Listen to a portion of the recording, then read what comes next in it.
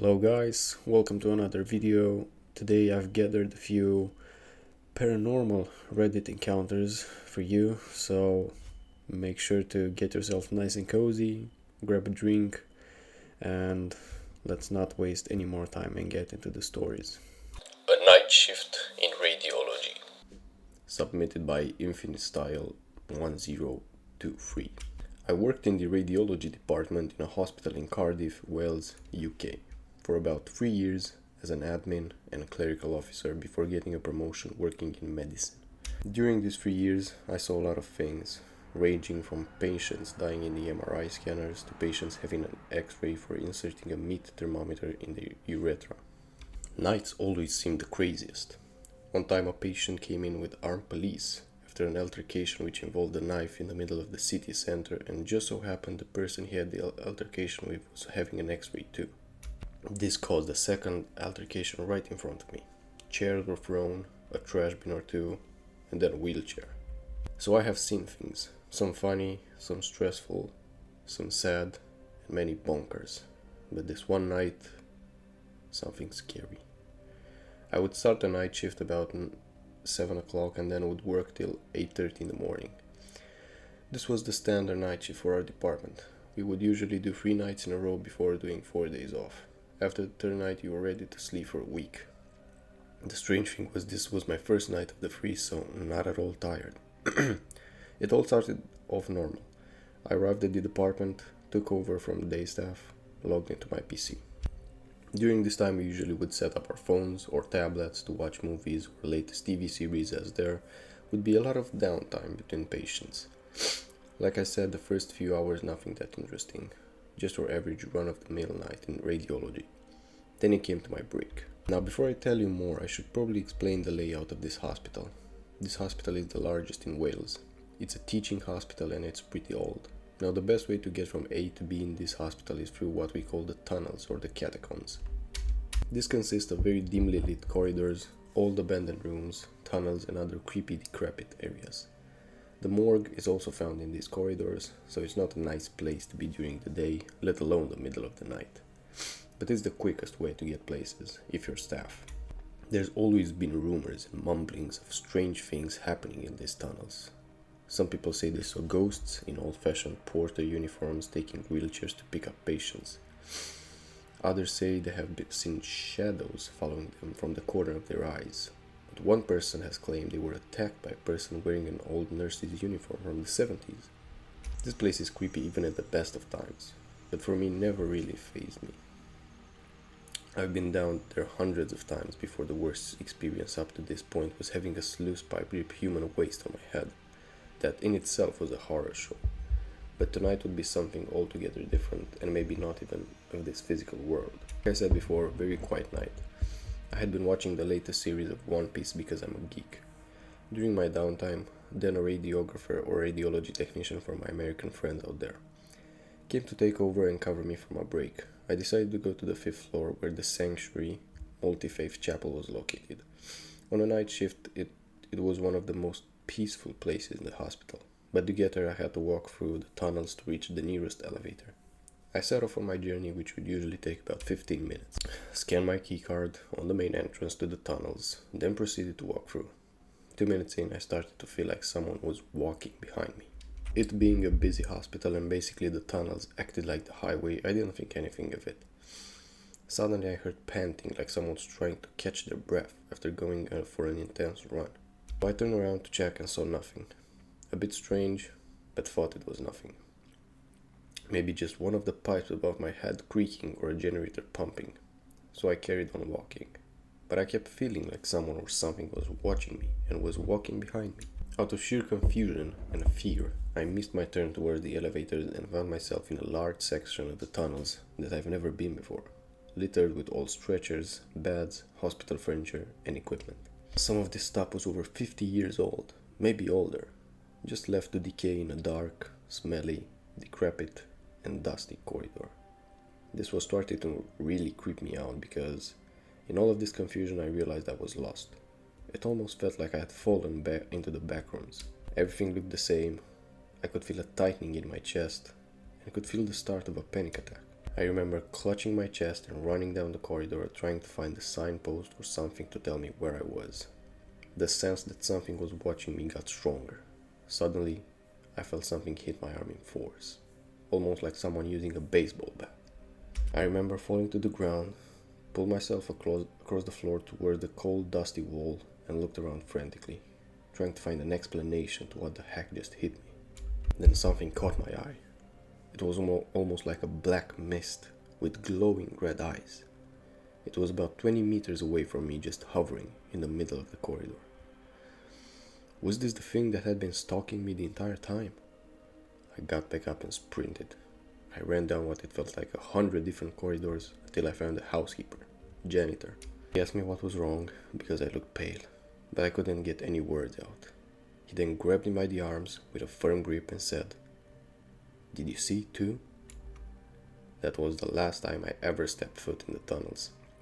To this day I hear rumors of strange things. I'm not sure what I saw that night. Maybe I was tired. Maybe I was stressed. Maybe it was something. Why else would the janitor ask me if I had seen it too? What else is down there? Well, I can tell you one thing for sure. I won't be going to find out. Thanks for taking your time to read this. Josh. I work in a possibly haunted cinema. Submitted by @silver723.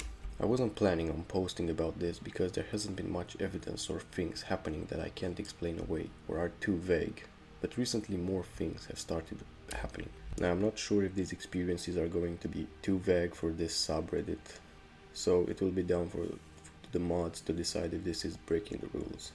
I just need any opinion I can get about this because it's really starting to affect me and my colleagues. First, some background info. I've worked in the cinema for around 2 years.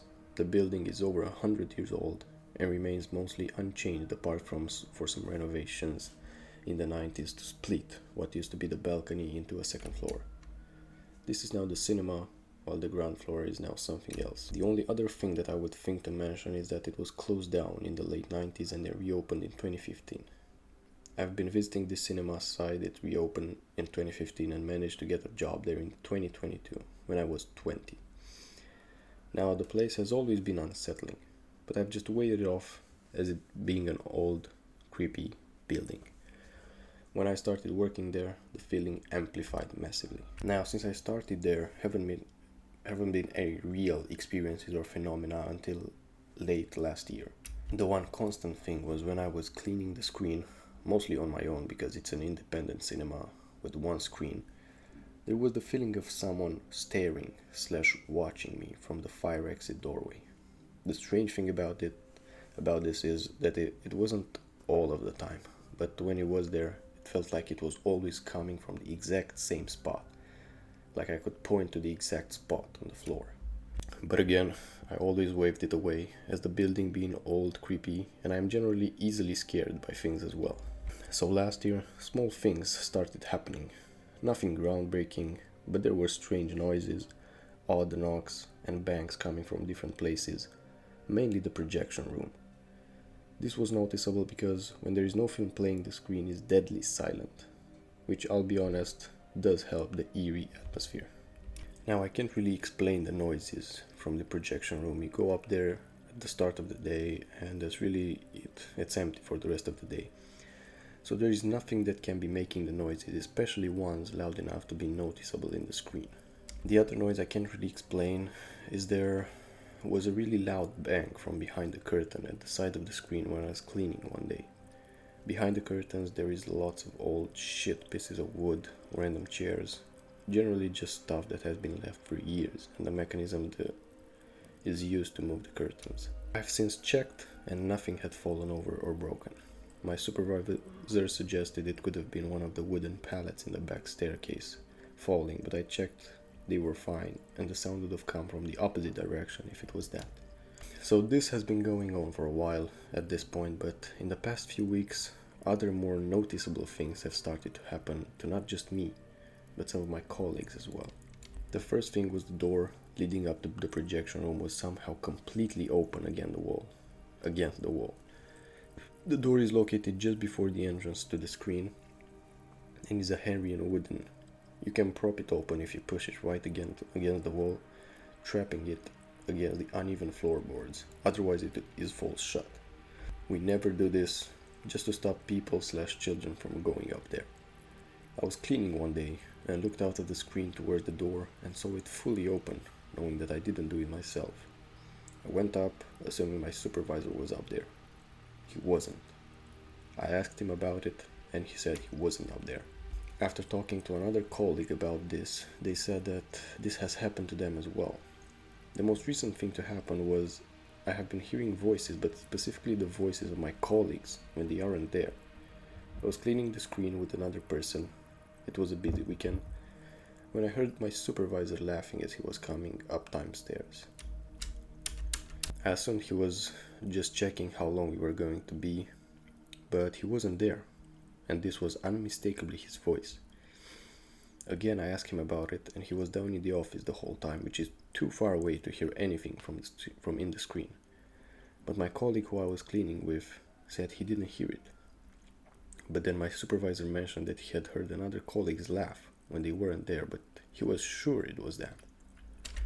Since then, I have had a couple of similar instances of hearing my supervisor's voice when he's not there. The only other thing that has happened is the feeling of footsteps walking behind me. Because it's such an old building, and when someone walks on the uneven floorboards, you can feel it if someone's behind you. This has happened many times, and there has been no one there. And that is everything that has happened so far that I can remember. I know there isn't much hard evidence, but I'm not really sure what to do, because going to work at this point is genuinely terrifying. If anyone has any questions, I will do my best to answer them. And if anyone has any explanations to debunk what some of this is, it will really help me and my colleagues. I will follow you into the dark. Submitted by Little Bit Distic. Being a night nurse in an old person's home is not a job for the emotionally weak, nor is it the job for the easily scared or the superstitious. When you work in a place where death is often greeted like an old friend rather than feared, where mortality hangs like a veil that can be torn or tossed away any second, and where old, tired, weary souls wait for the embers of eternity to fold them in its soft arms, you see and hear things that can both shake and repair your faith in humanity and what comes beyond.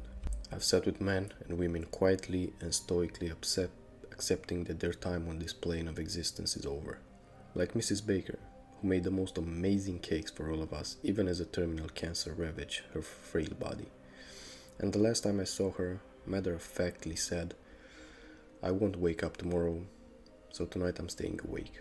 She did so, laughing and playing rummy with the night staff until she yawned, said, "Well, I guess I can't stay awake no more," and settled calmly to sleep, passing maybe half an hour later. I've seen people come to the realization too late that whatever they believed in, or refused to believe in, was or wasn't real. Or worse, I've seen people have the universe come to settle their debts in ways us mere mortals couldn't imagine. Like Mr. Hackett, who came to us with rumors of having lived a long and sometimes dubious life. There was talk of prison time, but we were never allowed to see the records for fear it would influence our care of him. Hippocratic oath and all that, remember? I will never forget his eyes widening through the haze of late onset Alzheimer's as he sat bolt upright in a bed he hadn't left in several days, looked at the corner of the room, and said in the clearest words he had spoken in years, "Wait, no, not you. I don't want to go with you. I don't want to go. You can't," before falling slowly into a sleep he would never wake up from. I hope wherever he went, it wasn't as scary as he'd feared. And then there was Emily. Emily was a sweet old thing, very prim and proper indeed, old money. She had been born in the early 30s, which meant that unfortunately for her, she was just old enough to remember the Second World War. A war in which her father was a bomber pilot in the Royal Air Force.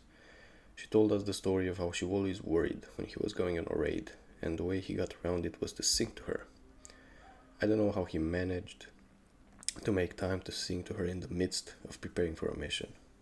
The way she told it was that he would, at some point during the day, always seeing the old standard "we'll meet again" for her, like an incantation against fate. She described it as a ritual and a promise Daddy made. 21 times throughout 1943 and early 1944 he sang it.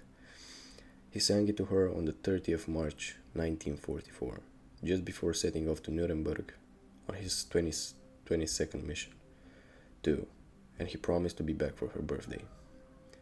You probably instantly guessed that that was a promise he never kept. As the pilot of one of the 95 RAF bombers that failed to return that night on the RAF's bloodiest night of the air war, she never knew what happened to him.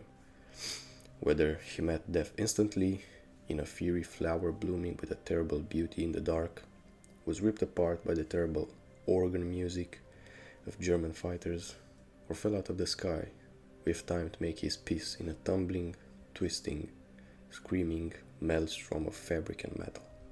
She knew only that, like many, many others, he paid the price for stopping a certain Austrian's plans for world domination, and that she was now a little girl without a father, like so many of her generation. She lived a full life, one that made him proud. She traveled, she followed her father into the skies, learning to fly in the more permissive post-war world. She flew all over the world, following in the footsteps of winged goddesses of the sky like Amy Johnson and Amelia Earhart. But strangely, she never flew over Germany if she could avoid it. As she aged, there were hints that her body and mind and the proud spirit that had dealt with such terrible loss early in life was failing. She became forgetful, and her family realized that it was time to get help when, on a flight to a family wedding in Italy, she became anxious and scared as the plane crossed over Germany, convinced that she was following in her dad's footsteps and was about to share his fate, much to her distress and that of her fellow passengers. And so she came to us. Her mind was sharp, then it was almost like a dam broke. She forgot who and where she was, who her family were. She had to be supervised for her own safety. Her speech, those glorious cut glass English vowels, began to slur. She began to talk of wanting to be with her daddy and regressing in age.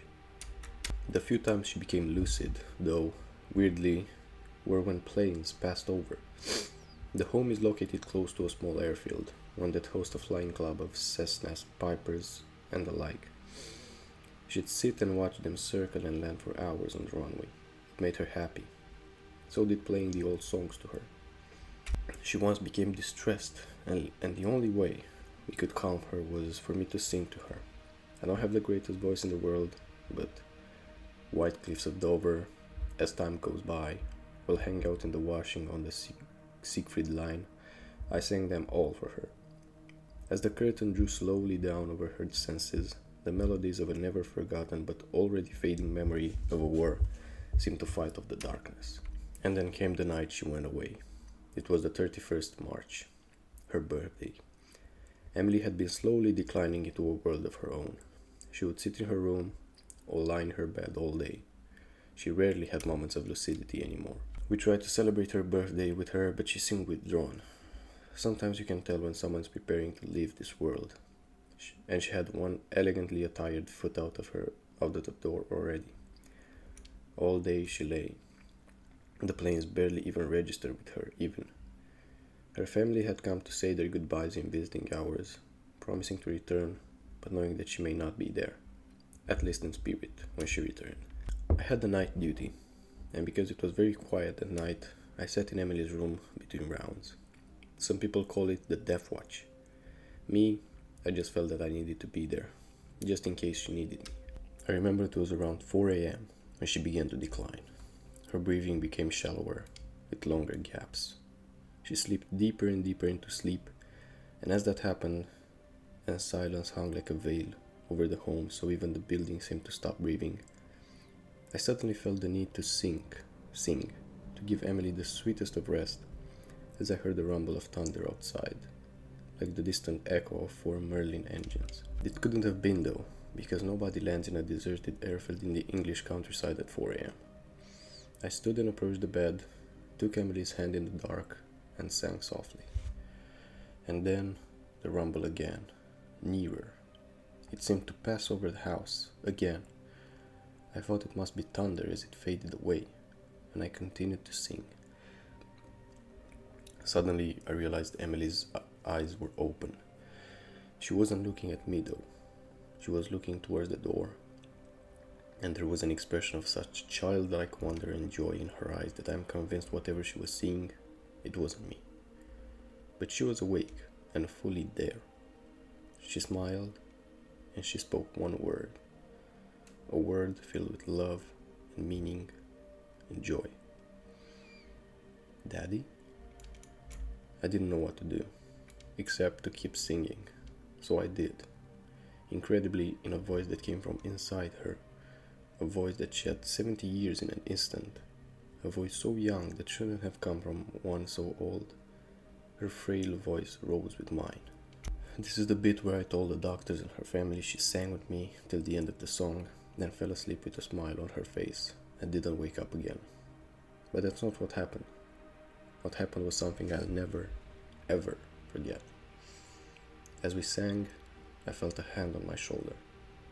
As Emily smiled up at me, she let go of my hand and she reached past me, as if to take someone else's. In the echoes of the building and our voices, I swear I heard a third voice. A man's voice. Rich, cultured, just like Emily's had been. And we sang together.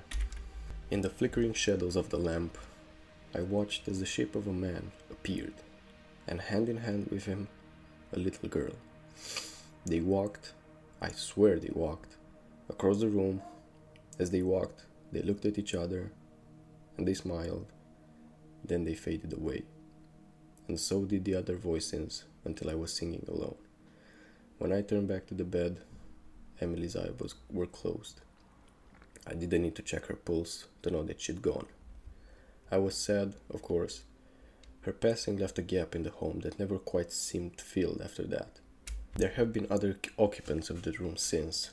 For some reason, all the occupants of the room have calm, serene deaths in their sleep, which is by no means a given in my job. But most of all, sometimes I walk into the room, and if I do so just as a plane passes overhead on its approach, or on a sunny day, I might hear singing. It's always the same song, a song that warms the soul and chases any bad feeling away. A message from Emily and her dad. So yeah guys, hope you enjoyed today's stories. If you did, leave a like, maybe even subscribe to show your support.